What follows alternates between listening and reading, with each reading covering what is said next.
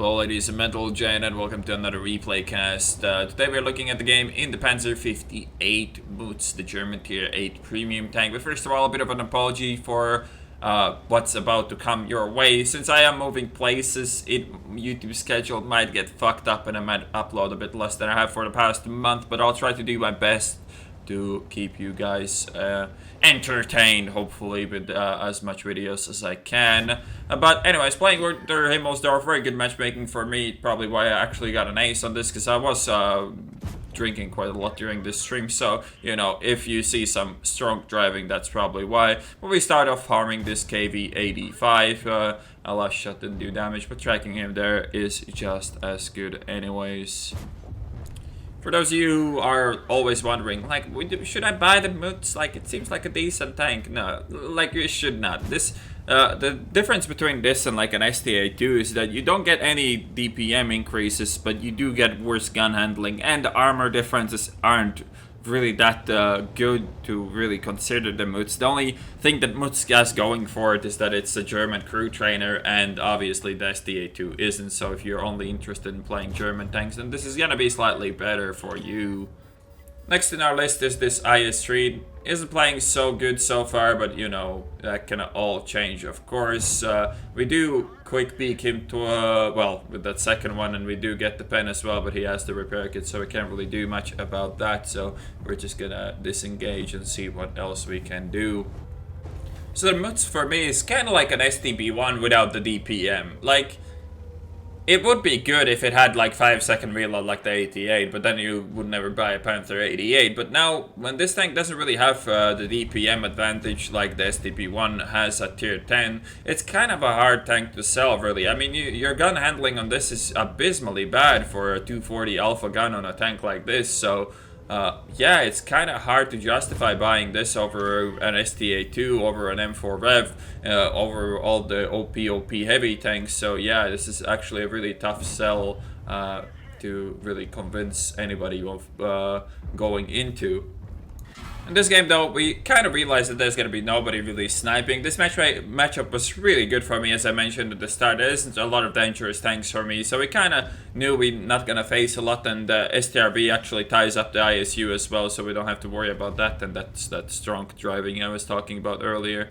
But we should be just able to flank this and do a lot of damage here and just get away with it without really being hurt too much, because the T-32 can get to me. He's gonna try. He's gonna fucking try very hard, but it won't really do him much good. I don't have to peek high enough for him to be able to shoot me, and when he turns his turret away, the IS-3s of our team can actually shoot him very well as well. Now, kind of might look a bit weird that I don't try to get the shot on an IS-3, but I shoot a little TD, but the little TD is a 2-shot. It's a quick nuisance to get rid of, so we're gonna start with that, and now we have to work with the IS-3 with 900 hit points. This was a bad shot. This was poorly aimed, and well, if it tracked him it would have been fine, but it didn't, so it was not a very good shot at all there.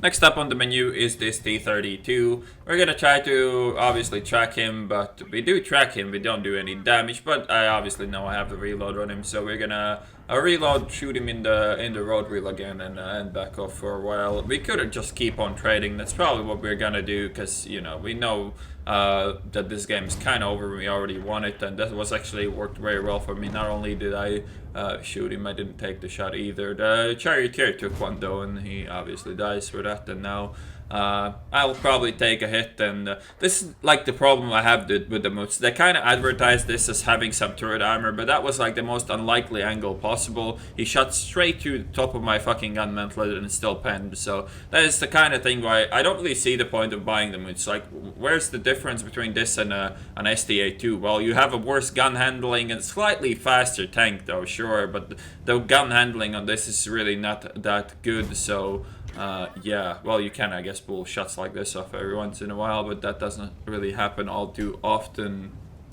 And now pretty much the last guy left alive. I mean, there is a KV2, but that guy should die very quickly, and that shot goes fucking nowhere. And that's like the kind of gun handling that I'm talking about with this tank, and you also can't really side-scrape with it. There's not really much this tank does better than any other tier 8 medium that you can buy, and we got the tracking shot on the 29, so we got the assistance there as well. Alright, so here's the end plate. Ace Tanker, we got the second mark of excellence in that game as well. 6,504 experience with the triple. High caliber, we did 3,885 damage, assisted for 276 as well as picked up 5 kills in the end. We got 1,445 base experience and made just short of 110,000 credits after the repairs and resupply of ammunition.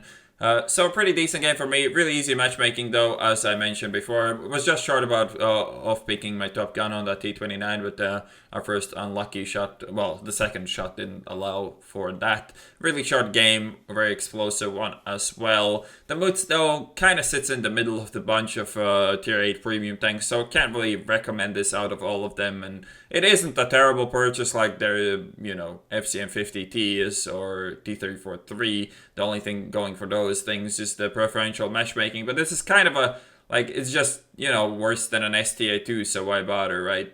Anyways, I hope you guys enjoyed this replay cast, and I'll see you on the next one.